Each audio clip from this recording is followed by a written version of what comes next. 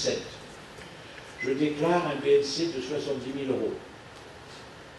Pour le calcul de mon impôt sur le revenu, j'aurais bien 70 000 euros. Mais pour le calcul du crédit d'impôt modernisation, qu'est-ce que je vais retenir? Ben, je retiens ou bien 70 000 euros, ou bien le plus élevé des 3 BNC des 3 années qui précèdent. En 2016, j'ai fait 65 000. En 2015, j'ai fait 66 000.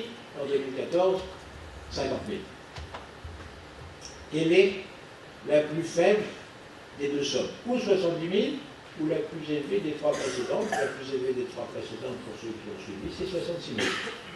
Eh bien, dans le crédit d'impôt modernisation, je ne retiendrai en BNC que 66 000 et pas 70. En conséquence, la différence supportera l'impôt sur le revenu. Maintenant, il peut arriver que ces 70 000 ne soient rien d'autre que le résultat que j'ai déterminé sans avoir recherché la moindre optimisation. Et je le verrai parce qu'en 2018, je constaterai que mon BNC sera de 80 000. Alors là, si je constate qu'en 2018, mon BNC est plus élevé que les 70 000 de l'année qui précède, le crédit d'impôt que je n'ai pas eu à l'origine, je vais pouvoir le récupérer de manière rétroactive en disant les 4 000 de... Il ne faut pas... C'est pas très compliqué. Simplement, il y a du temps. Il y a du temps parce qu'il faudra attendre la détermination des revenus de 2018, c'est-à-dire la déclaration qui sera faite en mai 2019, pour avoir la restitution du complément éventuel de crédit d'impôt en septembre 2019. Bien. C'est une restitution. Ça fera toujours plaisir de l'avoir. Bon, c'est comme ça que le texte a été voté, et c'est comme ça que l'on doit, en principe, l'appliquer. Que dire de plus sur cette affaire? Beaucoup me disent, est-ce que c'est bien d'optimiser? Alors, si vous avez vu que sur les professions indépendantes, la question c'est ou bien, aujourd'hui, est-ce qu'on prend un gros revenu, parce que la même chose fonctionne pour les rémunérations des dirigeants, que ce soit des salaires ou d'autres rémunérations, puisqu'elles entrent dans la catégorie des salaires, j'y reviendrai. Et donc, est-ce qu'il faut augmenter les revenus des BNC de 2016 ou les revenus de 2016 pour avoir un meilleur crédit d'impôt en 2017? Voilà la question. Habituellement, j'avais un BNC 60 000, cette année je vais faire 150 000. Pour en le disant, l'année prochaine, comme ça, j'aurai au moins 150 000 qui sera couvert pour le crédit d'impôt, et encore 150 000 qui ne supporteront jamais l'impôt sur le revenu. Voilà ce que je suis en train de faire. Il faut réfléchir à deux fois. Parce que si j'augmente en 2016 mes revenus BNC de 60 à 150 000, il faudra expliquer au contribuable qu'il va payer sur ses revenus de 2016 un impôt sur le revenu plus important qu'habituellement. L'optimisation n'indiquerait que d'accroître l'impôt sur le revenu de l'année qui précède. Puis, comme mon prélèvement à la source sera calculé sur mes revenus de 2016, au moins pour la période 1er janvier août 2018, eh bien non seulement je paierai un impôt plus élevé en 2016, et des prélèvements à la source sur 2018 plus élevés. Réfléchissez bien avant de faire des optimisations qui se révéleraient quelquefois un peu excessives et qui, du point de vue budgétaire de l'État, je le dis souvent, ce serait bien que tout le monde optimise en 2016. Si chacun voulait doubler les BNC ou les BIC de 2016 pour avoir un meilleur crédit d'impôt en 2017, ce serait de bonnes recettes budgétaires pour l'État sur la rentrée 2017. N'hésitez pas à augmenter vos rémunérations. Donc voilà un petit peu ce que... Alors, il y a une question qui peut intéresser les experts comptables, c'est la question des gérants majoritaires. Le gérant majoritaire, Il est dans quelle catégorie par rapport à ce que je viens de vous dire? Il est dans la catégorie de la retenue à la source, puisqu'il est traité dans la catégorie des traitements et salaires. Or, chacun sait que bon nombre de gérants majoritaires déterminent leur rémunération au mois de mars de l'année suivante dans le bureau de l'expert comptable. Mais pas tous, et surtout pas vos clients. Mais néanmoins, c'est une pratique qui peut se rencontrer. C'est la raison pour laquelle Bercy a mis en expertise, en mots, l'idée de dire est-ce qu'on ne pourrait pas faire passer le gérant majoritaire de la catégorie retenue à la source à la catégorie à compte à la source. Et auquel cas, tout fonctionne bien. Voilà un petit peu les quelques règles que... Alors, pour ce qui concerne ces taux de prélèvement, il peut arriver que l'on constate des évolutions prévisionnelles dans les résultats. J'ai déterminé des résultats de 100 000 € et cette année ils sont de 50 000. Je pense qu'ils sont de 50 000. Je ne vais pas payer des acomptes à la source sur 100 000 alors que je vais avoir un impôt de moins zéro. Donc j'aurai le droit de demander une modulation du taux d'acompte à la source, même du taux de prélèvement à la source pour le temps généré, en raison des modifications à la baisse de mon revenu. Ah, si je demande des modifications à la baisse, il y a des contraintes. Il ne faut pas trop baisser. Donc il faut déjà, pour la demander, qu'il y ait une différence de moins de 10% et de moins de 100 €. Mais si je demande des rectifications à la baisse trop importantes et que je ne paye pas évidemment à la source ce que j'aurais dû payer, j'aurai des pénalités de retard. Si je demande une modulation à la hausse, je considère que je préfère payer au fur et à mesure de mes résultats pour être tranquille, eh bien dans ce cas, évidemment, l'administration fiscale ne vous dira rien, mais elle prendra en compte votre demande d'augmentation de vos prélèvements. Voilà ce que l'on peut dire pour être assez simple sur cette retenue à la source qui doit s'appliquer, comme vous le disiez tout à l'heure, en 2018. Alors, tout à l'heure, il était indiqué, est-ce que ça va s'appliquer? En ce qui me concerne, je n'ai aucune idée. Je peux juste faire une observation, donner une information que chacun d'entre vous a dû constater. C'est que ce texte a été voté, mais que l'opposition a voté contre et a indiqué qu'elle ne l'appliquerait pas. Donc, j'en traduis que si l'opposition d'aujourd'hui était majorité de demain, elle ne pourrait pas l'appliquer en l'état. En l'état. Ce qui ne veut pas dire qu'elle ne pourrait pas l'appliquer après adaptation. Suivez bien. Il y a deux ou trois sujets que l'on peut évoquer, notamment le premier, qui est de savoir si c'est l'employeur qui prélève de la source, ou une autre idée qui avait été évoquée, qui a été expertisée, qui était celle de la banque. Et si c'était la banque qui faisait la retenue à la source, évidemment, toutes les questions de confidentialité que j'évoquais tout à l'heure disparaissent. Imaginez qu'on apporte une modification juste sur qui prélève. Tout le monde est prêt à se plomber. Ce que je pense, c'est que la mécanique du crédit d'impôt modernisation recouvrement, c'est quelque chose qui est relativement intelligent. Et que quiconque voudra un jour mettre la retenue à la source en place, qui que ce soit, sera bien obligé de traiter l'année de transition à peu près comme ce qui a été mis en place. Donc je crois qu'on ne perd pas son temps.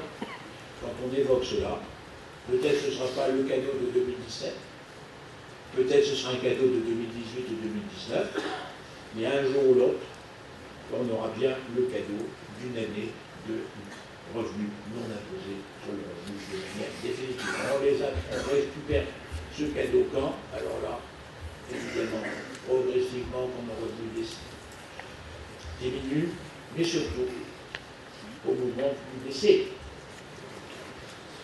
Donc ce n'est pas une mesure d'incitation fiscale forte, Et au moment du décès, le patrimoine sera augmenté du montant de l'impôt qu'on n'aura jamais payé. Et à ce moment-là, l'État, par les droits de succession, en reprendra une partie. Rien ne se perd. Voilà ce que l'on peut dire sur cette première réforme. Donc après, on va s'intéresser aux réductions et crédits d'impôt sur le revenu. D'abord, Pinel. Pinel, c'est juste une reconduction de cette réduction d'impôt, dont je rappelle qu'elle est de 18% sur 9 ans et qui est reconduite jusqu'au 31 décembre 2017. Je puis presque vous annoncer qu'il y aura une loi de finances l'année prochaine qui mettra en place une réduction d'impôt sur l'investissement locatif neuf. La seule chose que je ne connais pas, c'est le nom du ministre qui attachera son nom à cette réforme. Petite observation sur le Pinel, on a l'habitude de dire que vaut mieux faire un engagement de location sur 6 ans, puis un autre engagement sur 3 ans, qu'une reconduction sur 3 ans supplémentaires. C'est ça qui a donné une amélioration du dispositif, avec une deuxième mesure qui était traitée l'année dernière, qui était la possibilité de donner en location aux ascendants-descendants. Chacun sait ça. Simplement, il y a une question qu'il faut toujours avoir à l'esprit. Pour bénéficier de ce régime, il y a des conditions à remplir, et notamment des conditions en termes de revenus. Il y a les conditions de loyer, ça c'est prévu par les décrets, et la condition de revenus. Et les revenus, il faut respecter les conditions au moment de la signature du bail initial. Mais le locataire, heureusement pour lui, n'est pas obligé, pendant tout la période de laquelle il occupe le logement, d'avoir des revenus qui soient en dessous des seuils prévus par le décret. Eh bien, quand vous avez un locataire pour lequel vous pensez qu'il va rester longtemps, peut-être plus que 9 ans, peut-être tout le temps, puisqu'on peut imaginer qu'on investisse dans du Pinel pour la résidence principale de son fils, et qui restera dans la résidence principale pendant toute sa vie, ou moins. Ce n'est pas exclu.